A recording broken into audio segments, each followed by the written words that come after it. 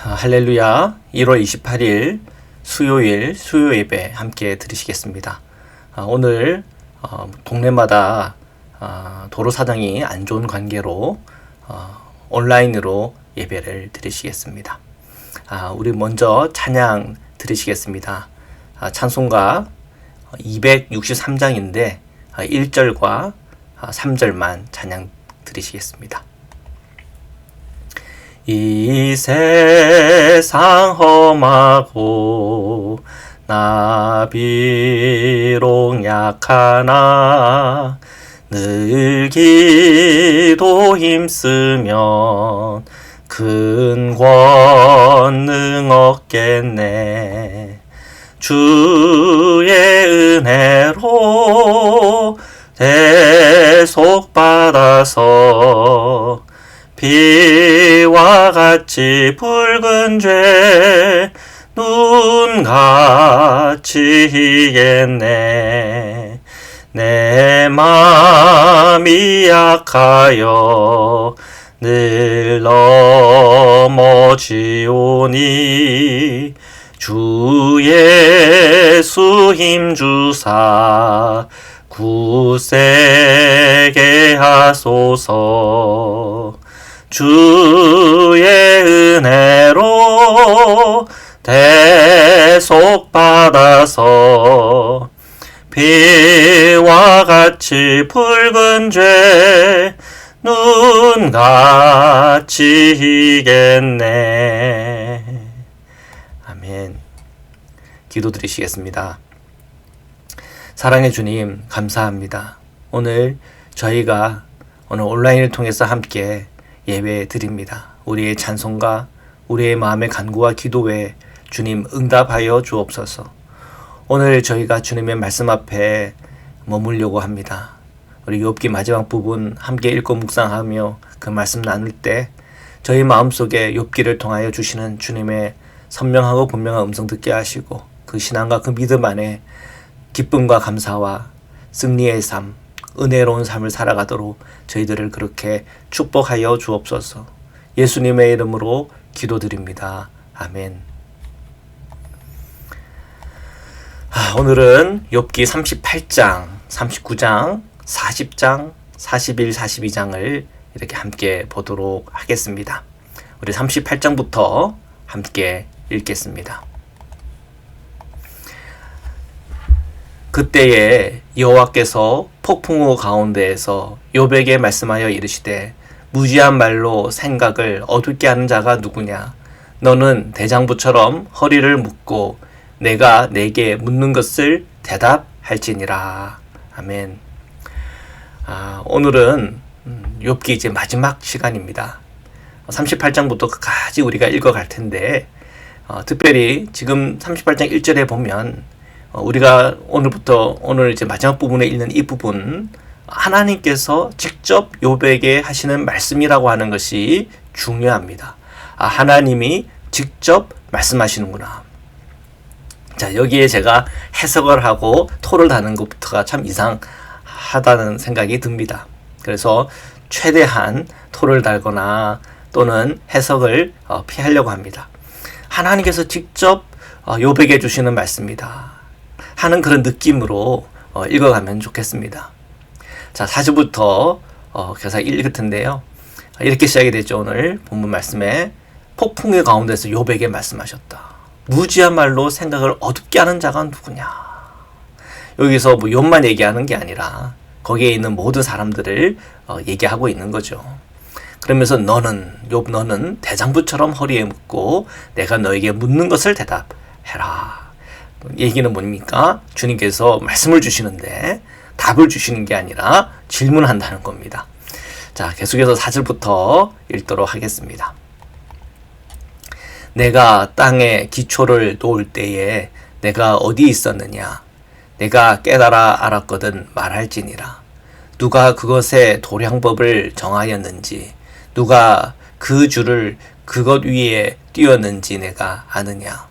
그것의 주추는 무엇 위에 세웠으며 그 모퉁이돌은 누가 놓았느냐?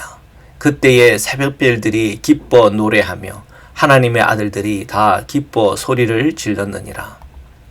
바다가 그 모태에서 터져 나올 때에 문으로 그것을 가둔 자가 누구냐? 그때에 내가 구름으로 그 옷을 만들고 흑암으로 그 강보를 만들고 한계를 정하여 문빗장을 지르고 이르기를 내가 여기까지 오고 더 넘어가지 못하리니 내 높은 파도가 여기서 그칠지니라 하였노라. 내가 너의 날에 아침에게 명령하였느냐? 새벽에게 그 자리를 일러 주었느냐? 그것으로 땅 끝을 붙잡고 악한 자들을 그 땅에서 떨쳐 버린 일이 있었느냐? 땅이 변하여 진흙에 인친 것 같이 되었고 그들은 옷같이 나타나되 악인에게는 그 빛이 차단되고 그들의 높이 든 팔이 꺾이느니라. 내가 바다의 샘에 들어갔었느냐? 깊은 물밑으로 걸어 다녀 보았느냐? 사망의 문이 내게 나타났느냐? 사망의 그늘진 문을 내가 보았느냐? 땅의 너비를 내가 측량할 수 있느냐? 내가 그 모든 것을 다 알거든 말할지니라. 어느 것이 광명이 있는 곳으로 가는 길이냐? 어느 것이 흑암이 있는 곳으로 가는 길이냐? 너는 그의 지경으로 그를 데려갈 수 있느냐? 그의 집으로 가는 길을 알고 있느냐? 내가 아마도 알리라. 내가 그때에 태어났으리니 너의 횟수가 많음이니라. 내가 눈 곳간에 들어갔었느냐? 우박 창고를 보았느냐? 내가 환난 때의 교전과 전쟁의 날을 위하여 이것을 남겨두었노라. 광명이 어느 길로 뻗치며 동풍이 어느 길로 땅에 흩어지느냐? 누가 홍수를 위하여 물길을 터주었으며 우레와 번개길을 내어줬느냐? 자, 여러분, 주님께서 욥에게 질문하는 그 모든 질문들 답을 할 수 있었을까요? 요즘 시대에 여러분 만약에 백과사전을 뒤져본다든지 아니면 구글을 가지고 검색을 해본든지 하면 측량법의 발달과 여러 과학의 발달을 통해서 이러한 질문 중에 그래도 또 대답할 만한 거리가 있을 수 있겠다는 생각도 듭니다. 그러나 욥이 기록되었을 그 당시에 이러한 질문들에 대해서 답할 수 있는 사람은 아무도 없었습니다. 그리고 이런 모든 표현들은 그때 당시의 언어적인 수사요, 그때 방식에 맞는 어조입니다. 하나님이 직접 이런 말들을 했을까? 거기에 대해서는 의문을 가질 수가 있습니다. 기록자가 하나님의 음성이라고 하여 기록한 것일 수 있기 때문에 그렇죠. 그러나 이 기록의 핵심은 뭐냐면 하나님께서 질문하실 때 우리 인간은 답할 수 있는 게 아무것도 없다라고 하는 점이 강조되고 있습니다. 아이, 목사님, 오늘날 시대에 측량법의 발달과 그리고 여러 물리학의 발전과 또 여러 많은 기술의 발전을 통해서 과학의 발전을 통해서 이러한 질문들에 대해서 답할 수 있는 정도의 수준이 되었는데요 라고 말할 수 있겠습니다만, 그러나 여전히 우리가 답을 할 수 없는 분야가 더 많다는 것을 우리는 부인할 수가 없습니다. 만일 오늘 이 시대에 하나님께서 우리에게 질문하신다면 무엇을 질문하실까요? 아마도 우리가 도무지 알 수 없는 질문을 하실 겁니다. 너희들 우주의 먼지가 몇 개인지 아느냐? 하늘의 별들 몇 개인 줄 알겠느냐? 대충은 얘기할 수 있죠. 그러나 우리가 측량할 수 있는 측량법으로 도무지 닿지 않는 곳이 있죠. 너희들은 이 블랙홀에 대해서 나에게 설명할 수 있겠느냐? 어느 정도 지금까지 알고 있는 지식을 가지고 최대한 설명은 할 수 있겠지만 우리는 그것을 손으로 만져보거나 눈으로 보거나 경험할 수 없는 세계가 있다고 하는 것을 인정할 수밖에 없죠. 우리가 알면 알수록 발견되는 게 있습니다. 우리가 모르는 거는 더 많구나. 그래서 사람들이 지식이 쌓이고 또한 기술력이 쌓이고 깊은 생각을 할 수 있게 되었고 여러 많은 것을 알아가면 알아갈수록 우리가 모르는 세계는 더 많다고 하는 것을 알 때 그 사람은 진짜 아는 겁니다. 여전히 내가 이 정도 알면은 정말 다 안다라고 생각하는 것은 정말 모르는 겁니다. 그리고 교만에 빠져서 정말 지루하고 때로는 참 틀에 갇힌 사고에 빠져 있죠. 그가 백과사전적인 지식을 갖고 있다 한들 그는 백과사전적인 지식에 갇혀 있는 겁니다. 우리는 욥에게 던지는 하나님의 질문을 하나님의 음성으로 받으면서 겸손해지고 그렇죠. 우리가 알지 못하는 것은 더 많습니다. 라는 그런 신앙의 고백으로 인도하고 있는 것입니다. 22절에 보면 이런 표현이 참 재미있죠. 우박창고를 보았냐. 내가 환난 때에 교전과 전쟁이 나를 위하여 이것을 남겨두었다. 이런 표현들. 자연의 어떻게 보면 재앙일 수도 있겠지만 이런 모든 것 또한 하나님의 심판의 방법이다 라고 그렇게 기록되어 있죠. 이것은 하나님의 음성일 수도 있겠으나 그때 당시 하나님의 수준의 그런 어떤 생각과 마인드는 한 이 정도는 될 거다라고 하는 아마 욥을 기록한 이의 생각과 정신이 여기에 담겨져 있을지도 모르겠습니다. 어쨌든 오늘 이 본문에서 하나님이 욥과 만나면서 하나님은 답을 주는 게 아니라 질문을 하고 있다. 이 질문을 통해서 우리가 얼마나 무지한지, 우리가 얼마나 모르는 게 많은지를 보여주고 있다. 이것이 핵심입니다. 자, 26절부터 계속해서 읽겠습니다. 누가 사람 없는 땅에, 사람 없는 광야에 비를 내리며 황무하고 황폐한 토지를 흡족하게 하여 연한 풀이 도산하게 하였느냐? 비에게 합의가 있느냐? 이슬 방울은 누가 낳았느냐? 얼음은 누구의 태에서 났느냐? 공중의 서리는 누가 낳았느냐? 물은 돌같이 굳어지고 깊은 바다의 수면은 얼어붙느니라. 내가 묘성을 메어 묶을 수 있으며 삼성의 띠를 풀 수 있겠느냐? 너는 별자리들을 각각 제때에 이끌어낼 수 있으며 북두성을 다른 별들에게로 이끌어 갈 수 있겠느냐? 내가 하늘의 궤도를 아느냐? 하늘을 하여금 그 법칙을 땅에 베풀게 하겠느냐? 내가 목소리를 구름에까지 높여 넘치는 물이 내게 덮이게 하겠느냐? 내가 번개를 보내어 가게 하되 번개가 내게 우리가 여기 있나이다 하게 하겠느냐? 가슴속의 지혜는 누가 준 것이냐? 수탉에게 쓸기를 준 자가 누구냐? 누가 지혜로 구름의 수를 세겠느냐? 누가 하늘의 물주머니를 기울이겠느냐? 티끌이 덩어리를 이루며 흙덩이가 서로 붙게 하겠느냐? 내가 사자를 위하여 먹이를 사냥하겠느냐? 젊은 사자의 식욕을 채우겠느냐? 그것들이 굴에 엎드리며 숲에 앉아 숨어 기다리느니라.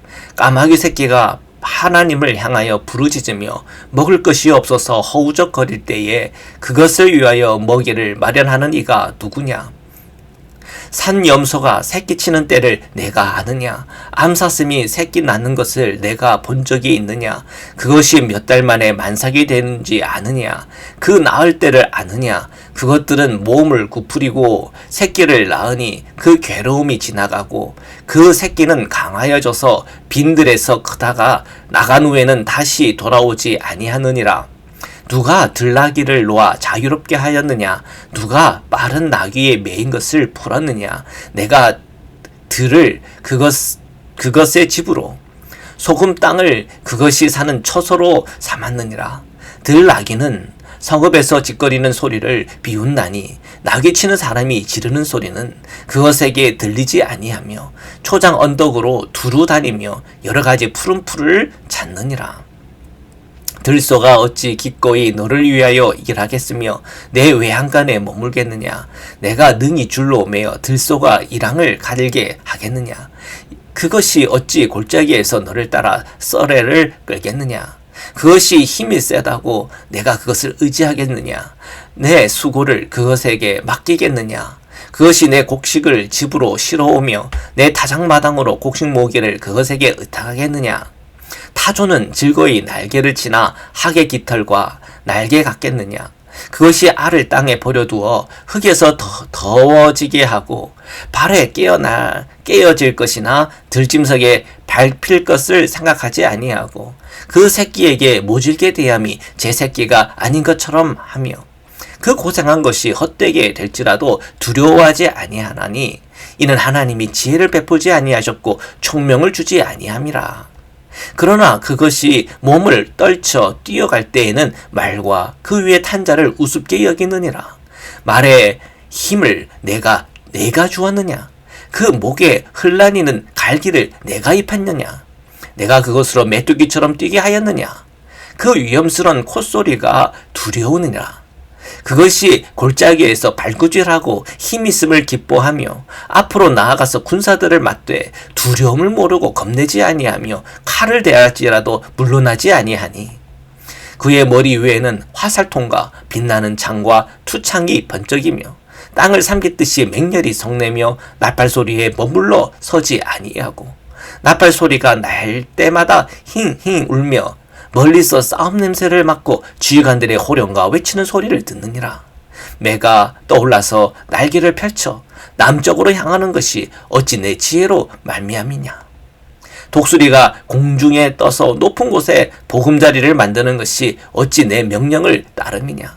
그것이 낭떠러지에 집을 지으며 뾰족한 바위 끝이나 험준한 데서 살며 거기서 먹이를 살피나니 그 눈이 멀리 봄이며 그 새끼들도 피를 빠나니 시체가 있는 곳에 독수리가 있느니라.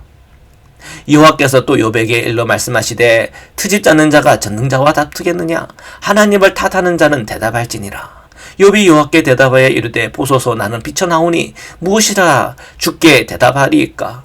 손으로 내 입을 가릴 뿐이로소이다. 내가 한번 말하였은즉 다시는 더 대답하지 아니하겠나이다. 아멘. 자, 지금까지 쭉 읽은 하나님의 질문들, 그때 당시 욥이 다 대답할 수 있었을까요? 대답하기 어려웠을 겁니다. 오늘날의 이 모든 질문들을 하나하나 구글을 찾아보든 동물의 왕국을 보든 과학에 관련된 유튜브를 보든 하나하나 나름대로 대답을 할 수도 있겠습니다. 집중성과 야생동물들 어떤 식으로 길을 들이는지, 또 어떤 면에서는 그 야생동물을 길들이기가 어려운지에 대한 그런 부분들도 동물학이나 여러 그 관련된 학문이나 직종에 있는 사람들은 어느 정도 설명을 할 수 있을 것입니다. 그러나 그런 것을 설명하고 대답하다 보면은 우리가 대답할 수 있는 것보다 대답할 수 없는 부분들, 우리가 모르는 부분들이 훨씬 많다는 것을 깨닫게 될 겁니다. 그것이 사실은 진정한 삶의 과정이라고 할 수 있습니다.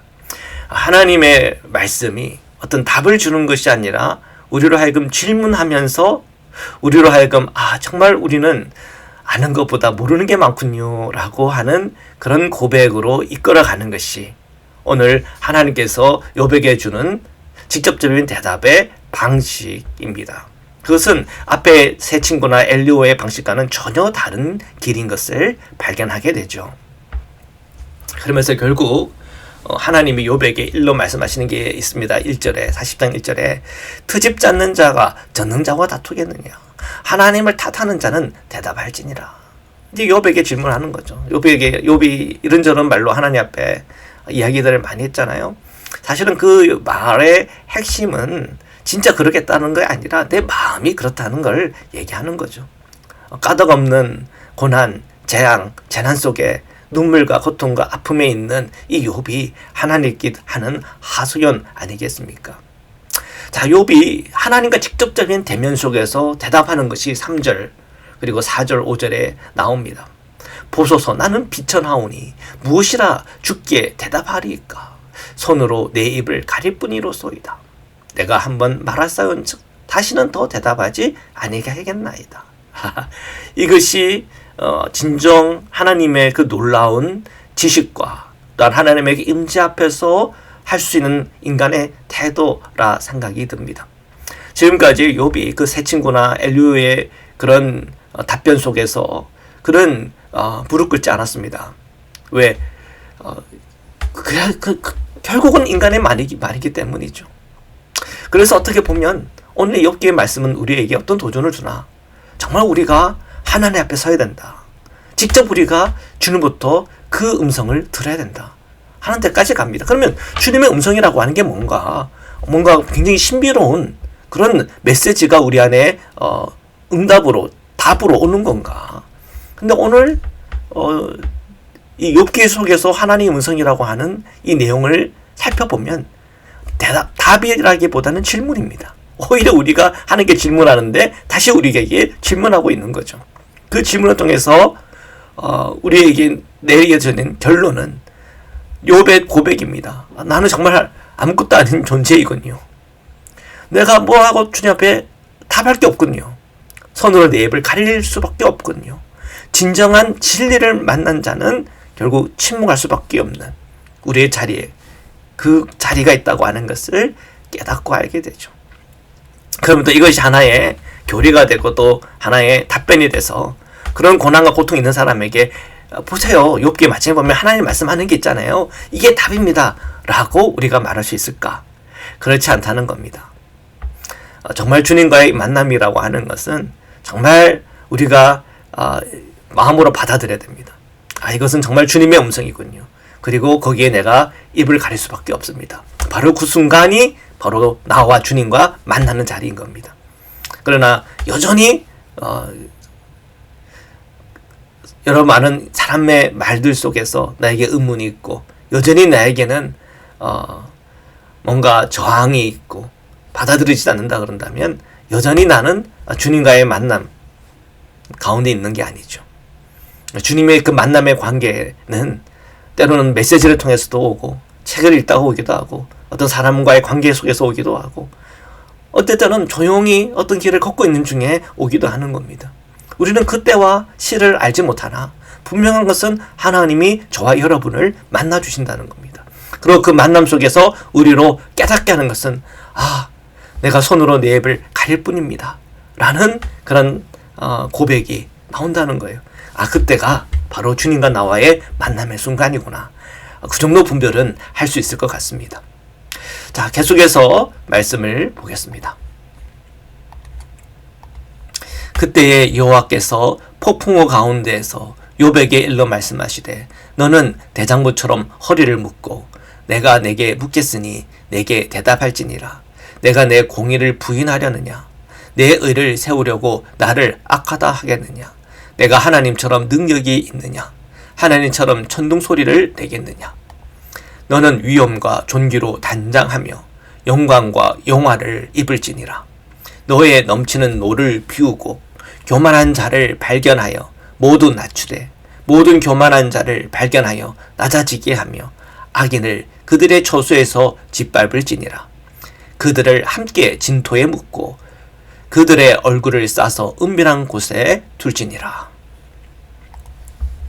주님께서 욥에게 하시는 그 말씀 중에 욥에게 마치 책망하는 것처럼 들릴 수 있으나 우리가 이미 욥기를 읽으면서 그 전제를 알고 있습니다. 욥이 지금 당하는 고난은 까닭없는 고난이다. 그래서 욥에게 어떤 정죄하거나 너가 잘못했다를 얘기하는 것보다는 질문하는 가운데 그가 멈춰서게 하고 그리고 침묵하게 하는 거죠. 그리고 온전히 하나님과의 임재 속에 하나님이 계시구나. 그리고 나의 울부짖음과 고난 속에 하나님이 말씀하시는구나. 이게 더 핵심이고 중요한 것이죠. 욥은 잊혀진 존재가 아니라 하나님의 기억 안에 있는 존재인 겁니다. 이게 굉장히 느낌이 다릅니다. 11절에 너의 넘치는 노를 비우고 교만한 자를 발견하여 모두 낮추되 모든 교만한 자를 발견하여 낮아지게 하며 악인을 그들의 처소에서 짓밟을지라. 자, 욥에게 주는 말씀입니다. 일단 첫 번째는 너의 넘치는 노를 비워라. 지금 욥이 굉장히 마음의 분노와 어떤 격정에 사로잡혀 있습니다. 당연하죠. 그의 인생 가운데 그런 정말 까닭없는 고난 가운데 있을 때 어마어마한 그 마음이 억울하고 또한 그에 대하여 이런 말 저런 말 하는 자칭 지혜 있는 자들의 그 소리 속에 교리적으로 또한 신학적으로 오는 말을 하나 그 안에서 자기의 고통과 아픔과 함께 울어주는 사람이 없는 그 상황에 얼마나 그 마음에 분노하겠습니까? 그러나 주님은 그 넘치는 노를 비워라 이렇게 말씀하고 있습니다. 그러면서 교만한 자를 발견하여 모두 낮추되, 이 교만함이라고 하는 것은 그 세 친구들, 거기는 엘류까지 포함이 됩니다. 그 교만한 자들을 발견하여 모두 낮춘다. 욥 또한 뭐 교만이 없겠습니까? 인간이라고 할 때 교만이 없는 사람이 어디 있겠습니까? 그런 점에서 우리 인간은 모든 사람들이 공감할 수 있겠지만 그러나 생각해야 되는 것은 인간의 고통과 아픔에 함께 공감하고 함께 울을 수 있는 그런 마음 가지고 살아야 된다. 그것은 때로는 지식보다 더 소중하다 하는 것을 우리에게 알려줍니다. 그래서 교만에 붙들린 자들 발견하는 사람마다 모두 낮춘다. 우리는 결국은 하나님과 나의 관계 속에서는 이런 교만에 관해서는 늘 우리가 걸리는 것이 있다는 거죠. 그 안에서 우리가 하나님과의 만남 속에서는 우리가 낮아짐을 경험하는 겁니다. 겸손히 주님 앞에 서는 일. 그 또한 주님을 정말로 체험하고 경험한 사람들에 갖춰야 될, 그리고 경험하게 되고 느끼게 되는 감정인 거죠. 12절에 모든 교만한 자를 발견하여 낮아지게 하며 악인을 그들의 처소에서 짓밟을지니라. 까닭없는 고난, 그 까닭없는 고난에 대해서 설명할수록 미궁에 빠집니다. 오히려 그 까닭없는 고난 가운데 고통당하는 일에 그 마음을 공감해주고 그를 위로해주고 같이 울 때 그 자리에 하나님도 같이 울어준다. 우리는 그런 믿음과 신앙을 가지고 세상을 살아갈 때 이 세상이 달리 보일 줄 믿습니다. 자, 계속해서 말씀을 보도록 하겠습니다. 14절부터 계속 읽어가겠습니다. 그리하면 내 오른손이 너를 구원할 수 있다고 내가 인정하리라. 이제 소같이 풀을 먹는 베헤못을 볼지니라. 내가 너를 지은 것 같이 그것도 지었느니라. 그것의 힘은 허리에 있고 그 뚝심은 배의 힘줄에 있고 그것이 꼬리 치는 것은 백향목이 흔들리는 것 같고 그 널쩍다리 힘줄은 서로 얽혀 있으며 그 뼈는 녹강 같고 그 뼈대는 쇠막대기 같으니 그것은 하나님이 만드신 것 중에 으뜸이라. 그것을 지으시니가 자기의 칼을 가져오기를 바라노라. 모든 들짐승들이 뛰노는 산은 그것을 위하여 먹이를 내느니라. 그것이 연잎 아래에 갈대 그늘에서 늪 속에 엎드리니 연잎 그들이 덮으며 시내 버들이 그를 감싸는도다. 강물이 소용돌이 칠지라도 그것이 놀라지 않고 요단강 물이 쏟아져 그 입으로 들어가도 태연하니 그것이 눈을 뜨고 있을 때 누가 능히 잡을 수 있겠으며 갈고리로 그것의 코를 꿰 수 있겠느냐. 내가 낚시로 리오야단을 끌어낼 수 있겠느냐. 노끈으로 그 혀를 맬 수 있겠느냐. 너는 밧줄로 그 코를 꿰 수 있겠느냐. 갈고리로 그 암가미를 꿰 수 있겠느냐. 그것이 어찌 내게 계속하여 간청하겠느냐. 부드럽게 내게 말하겠느냐. 어찌 그것이 너와 계약을 맺고 너는 그를 영원히 종으로 삼겠느냐. 내가 어찌 그것을 새를 가지고 놀듯 하겠으며 내 요정을 위하여 그것을 메어 두겠느냐. 어찌 장사꾼들이 그것을 놓고 거래하겠으며 상인들이 그것을 나누어 가지겠느냐. 내가 능히 많은 창으로 그 가죽을 찌르거나 작삭을 그 머리에 꽂을 수 있겠느냐. 내 손을 그것에게 얹어보라. 다시는 싸울 생각을 못하리라. 참으로 잡으려는 그의 희망은 헛된 것이니라. 그것의 모습을 보기만 해도 그는 기가 꺾이리라. 아무도 그것을 격동시킬 만큼 담대하지 못하거든 누가 내게 감히 대항할 수 있겠느냐. 누가 먼저 내게 주고 나로 하여금 갚게 하겠느냐. 온 천하에 있는 것이 다 내 것이니라. 내가 그것의 지체와 그것의 큰 용맹과 늠름한 최고에 대하여 잠잠하지 아니하리라. 누가 그것의 겉가죽을 벗기겠으며 그것에게 겹재갈을 물릴 수 있겠느냐. 누가 그것의 턱을 벌릴 수 있겠느냐. 그의 둥근 이 틀은 심히 두렵구나. 그의 질비한 비늘은 그의 자랑이로다. 튼튼하게 봉이 나듯이 닫혀 있구나. 그것들이 서로 달라붙어 있어 바람이 그 사이로 지나가지 못하는구나. 서로 이어져 붙었으니 능히 나눌 수도 없구나. 그것이 재채기를 한즉 빛을 발하고 그것의 눈은 새벽의 눈꺼풀 빛 같으며 그것의 입에서는 횃불이 나오고 불꽃이 튀어나오며 그것의 콧구멍에서는 연기가 나오니 마치 갈대를 태울 때에 솥이 끓는 것 같구나. 그의 입김은 숯불을 지피며 그의 입은 불길을 뿜는구나. 그것의 힘은 그의 목덜미에 있으니 그 앞에서는 절망만 감돌 뿐이구나. 그것의 살껍질은 서로 밀착되어 탄탄하며 움직이지 않는구나. 그것의 가슴은 돌처럼 튼튼하며 맷돌 아랫짝같이 튼튼하구나. 그것이 일어나면 용사로도 두려워하며 달아나리라. 칼이 그에게 꽂혀도 소용이 없고 창이나 투창이나 화살촉도 꽂히지 못하는구나. 그것이 쇠를 지푸라기같이 노스를 썩은 나무같이 여기니 화살이라도 그것을 물리치지 못하겠고 물맷돌도 그것에게는 겨같이 되는구나.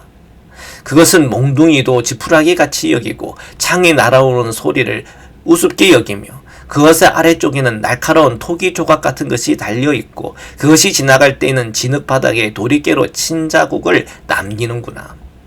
깊은 물을 솥에 물이 끓음같게 하며 바다를 기름병같이 다루는도다. 그것의 뒤에서 빛나는 물줄기가 나오니 그는 깊은 바다를 백발로 만드는구나. 세상에는 그것과 비할 것이 없으니 그것은 두려움이 없는 것으로 지음받았구나.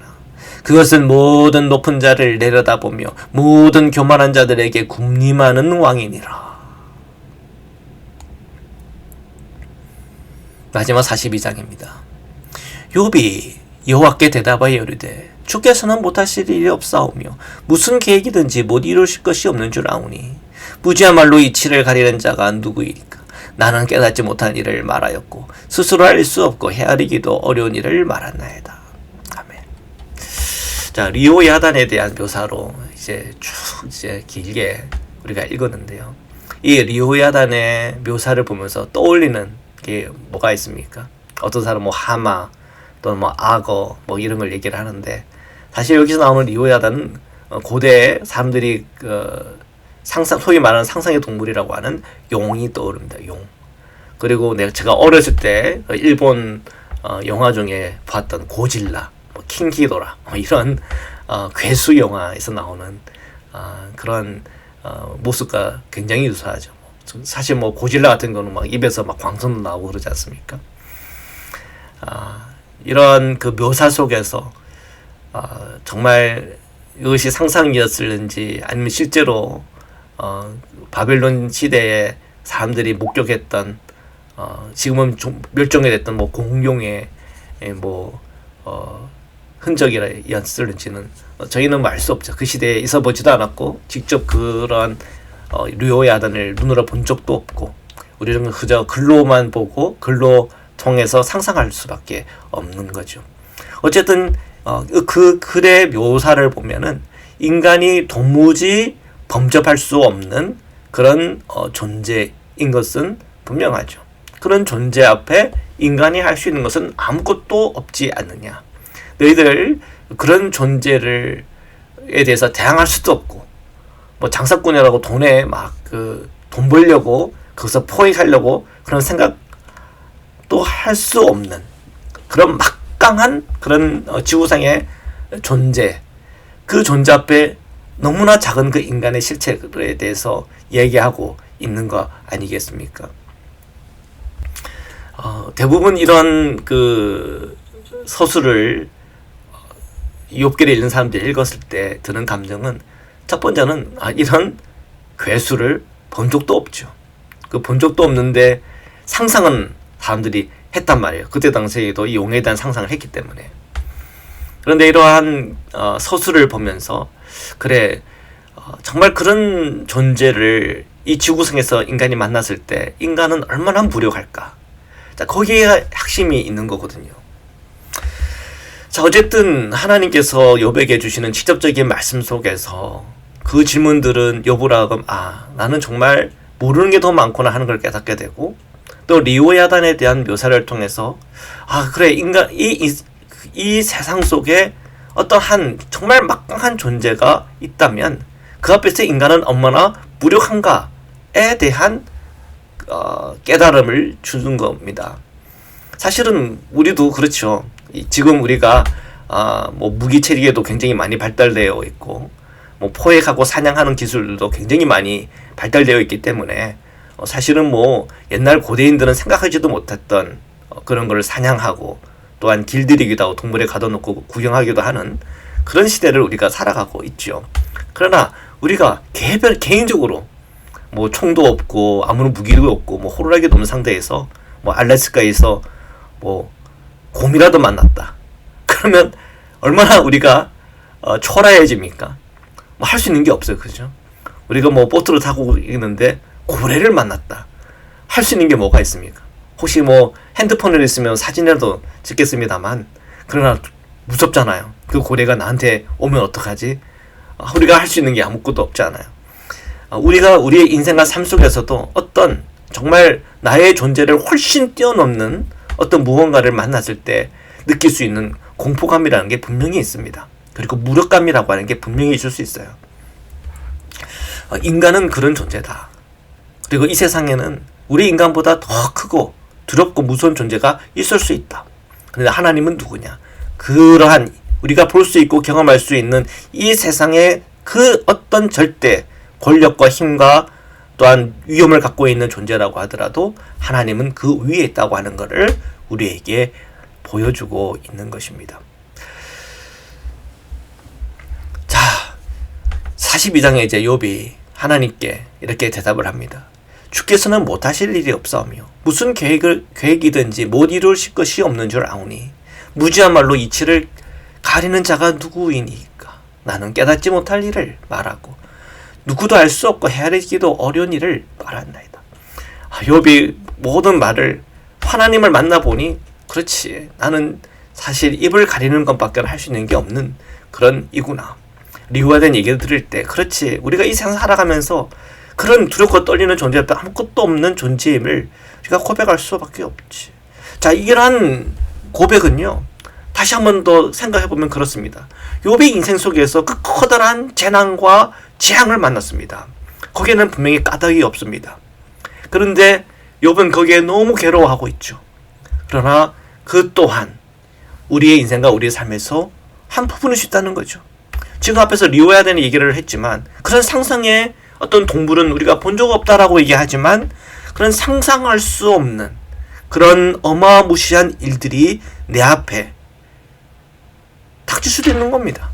그 앞에서 한없이 작은 그 인간의 모습을 경험할 수밖에 없는 그런 경우도 있는 거죠. 어떻게 보면 욥이 만난 재난과 재앙, 비극은 마치 리호야단을 만난 인간의 모습과 같다. 근데 거기에 무슨 까닭이 어디에 있습니까? 그냥 만난 거지. 그냥 조우하게 된 겁니다. 혹 나에게 핸드폰이 있다면 그 모습으로 찍어서 사람들 보여주면 사람들은 놀라겠죠. 우와, 이런 리오야단이 있냐, 이런 끔찍한 동물이 있나. 정말 그 존재 앞에서는 우리가 정말 아무것도 없구나 라고 고백할 수밖에 없는 일이죠. 그런데 지금 욥이 인생 속에 그런 리오야단을 경험한 겁니다. 그 앞에서 아무것도 아닌 나, 어쩔 수도 없는 나를 만난 거죠. 그거 어떻게 하겠습니까? 끌어안아야죠. 나는 깨닫지 못할 일을 말하였고 스스로 알 수도 없고 헤아리기도 어려운 일을 말하였나이다. 리오야단 앞에선 인간의 모습, 까다없는 그 끔찍한 고난과 재앙 속에 앞에선 욥의 그 모습을 하나님의 음성 안에서 발견하는 겁니다. 그리고 나는 정말 어떻게 보면 그 리오야단 앞에선 인간으로서 아무런 할 수 없는 바로 그 순간이 있을 수도 있음을 사실은 주님의 그 말씀을 통해 보여주는 거죠. 자, 계속해서 읽겠습니다. 내가 말하겠사오니 주는 들으시고 내가 주께 묻겠사오니 주여 내게 알게 하옵소서. 내가 주께 대하여 귀로 듣기만 하였사오니 이제는 눈으로 주를 배움나이다. 그러므로 내가 스스로 거두어드리고 티끌과 제 가운데서 회개하나이다. 여기서 우리가 6절에 보면 회개한다고 그러니 이제 욥이 그 죄를 하나님 앞에 자백하고 회개를 하는가 보다. 그런 의미가 아니라 어떻게 보면 이 회개라고 하는 것은 돌아섬입니다. 돌아서는 겁니다. 어디서부터 어디로 돌아서는 겁니까? 하나님을 받아들이는 쪽으로 돌아서는 거죠. 내 인생에 이 리오야단과 같은 일과 만날 수 있다고 하는 것을 받아들이는 겁니다. 이전에 받아들이지 못했습니다. 그러나 그럴 수 있다. 받아들이는 겁니다. 그런 의미에서의 회개입니다. 그런 의미에서의 돌아섬입니다. 이러한 돌아섬을 통해 사람은 초월하게 되는 겁니다. 어떤 사람은 정말 자기가 죄 지은 것을 깨닫고 거기에서 보상하고 하면서 관계를 회복하지만 욥의 같은 경우는 그의 인생에서 정말 해결할 수 없는 그 문제 앞에 하나님께 원망할 수밖에 없었던 나의 존재, 눈물과 고통과 아픔만을 호소할 수밖에 없던 나에서부터 이제 돌아서는 겁니다. 그리고 받아들이는 거죠. 하나님이 직접 말씀하신 그 음성 앞에서 그렇군요. 내가 안다고 생각했지만 모르는 게 더 많고, 또 리오야단과 같은 그런 인생이, 그런 삶이, 그런 존재로 앞에 섰을 때 아무렇게 정할 수 없는 바로 나임을 자각하고 받아들입니다고 하는 그 믿음과 신앙의 고백이 여기에 담겨져 있는 겁니다. 자, 계속해서 보겠습니다. 여호와께서 욥에게 이 말씀을 하신 후에 여호와께서 대만 사람 엘리바스에게 이르되 내가 너와 내 두 친구에게 노하나니 이는 너희가 나를 가리켜 말한 것이 내 종 욥의 말같이 옳지 못함이니라. 그런즉 너희는 수소 7과 수장 7을 가지고 내 종 욥에게 가서 너희를 위하여 번제를 드리라. 내 종 욥이 너희를 위하여 기도할 것인즉 내가 그를 기쁘게 받으리니 너희가 우매한 만큼 너희에게 갚지 아니하리라. 이는 너희가 나를 가리켜 말한 것이 내 종 욥의 말같이 옳지 못함이라. 자, 여기서 하나님은 그 세 친구들에 대해서 얘기합니다. 결국은 욥의 손을 들어줬다는 거죠. 그러면 마지막에 나왔던 엘리후는 어떻게 되는 겁니까? 하나님은 엘리후에 대해서는 아예 대답이 없습니다. 엘리후에게 뭔가 하나님이 답변할 줄 알았는데 오히려 욥에게 답변하셨다는 겁니다. 하나님은 누구를 주목하고 계십니까? 엘리후가 아니라 욥입니다. 욥이 가졌던 고통, 아픔에 대해서 답해주고 계시고 너가 더 옳다라고 하면서 욥의 손을 들어 주었습니다. 자, 이것을 여러분 꼭 기억하시기를 바랍니다. 자, 9절부터 계속하여 읽겠습니다. 이에 대만 사람 엘르바스와 수아 사람 빌닷과 나하마 사람 소발이 가서 여호와께서 자기들에게 명령하신 대로 행하니라. 여호와께서 욥을 기쁘게 받으셨더라. 욥이 그의 친구들을 위하여 기도할 때 여호와께서 욥의 곤경을 돌이키시고 여호와께서 욥에게 이전 모든 소유보다 갑절이나 주신지라. 이에 그의 모든 형제와 자매와 이전에 알던 이들이 다 와서 그의 집에서 그와 함께 음식을 먹고 여호와께서 그에게 내리신 모든 재앙에 관하여 그를 위하여 슬퍼하며 위로하고 각각 캐시타 하나씩과 금고리 하나씩을 주었더라. 여호와께서 욥의 말년에 욥에게 처음보다 더 복을 주시니 그가 양 14,000과 낙타 6,000과 소 1,000결이와 암낙이 1,000을 두었고 또 아들 7과 딸 3을 두었으며 그가 첫째 딸은 여미마라 이름하였고 둘째 딸은 그시아라 이름하였고 셋째 딸은 게렌합북이라 이름하였으니 모든 땅에서 욥의 딸들처럼 아리따운 여자가 없었더라. 그들의 아버지가 그들에게 그들의 오라비들처럼 기업을 주었더라. 그 후에 욥이 140년을 살며 아들과 손자 4대를 보았고 욥이 늙어 나이가 차서 죽었더라. 아멘. 자, 욥기는 이렇게 마무리가 되었습니다. 자, 욥기와 욥기의 세 친구들 엘리후까지 욥기의 고난과 환난에 대해서 답을 주지 않았습니다. 처음부터 이 고난은 까닭없는 고난이었기 때문이죠. 그래서 이 까닭없는 고난을 교리적으로나 여러 가지 많은 방법으로 설명하면 설명할수록 미궁에 빠지고 욥을 정죄하면 정죄할수록 그 사람은 더 난국에 빠지게 된 겁니다. 결국 하나님은 누구의 손을 들어줬냐? 이 욥기에서 욥의 손만을 들어줬습니다. 그걸 기억해야 됩니다. 엘리후의 손을 들어줬다고 하는 기록은 전혀 없어요. 오히려 거기에 대해서 하나님은 침묵하고 있습니다. 오히려 하나님은 이 최종 결론에서 욥의 손만을 들어주고 있다. 이것이 욥기의 핵심입니다. 그리고 욥에게 주신 그 말씀의 핵심은 뭡니까? 첫 번째는 하나님께서 질문하실 때 우리는 답변할 게 아무것도 없다. 우리가 아는 것 같지만 우리가 모르는 것이 또 많다 하는 점이고, 두 번째는 리오야단입니다. 우리가 세상을 살아가는데 우리가 알지 못하지만 우리가 감당할 수 없는 것을 감당할 수 없는 것이 있고, 그 감당할 수 없는 것을 누군가 봤기 때문에 그것에 대해서 묘사하고 있지 않습니까? 그런데 욥이 경험하는 이 까닭없는 고난도 리오야단 같다는 거죠. 우리 인생에 그런 것이 존재는 하나 아직 우리는 만나보지 못했기 때문에 우리는 모를 뿐이지, 우리가 그 만났을 때는 할 수 있는 게 아무것도 없습니다.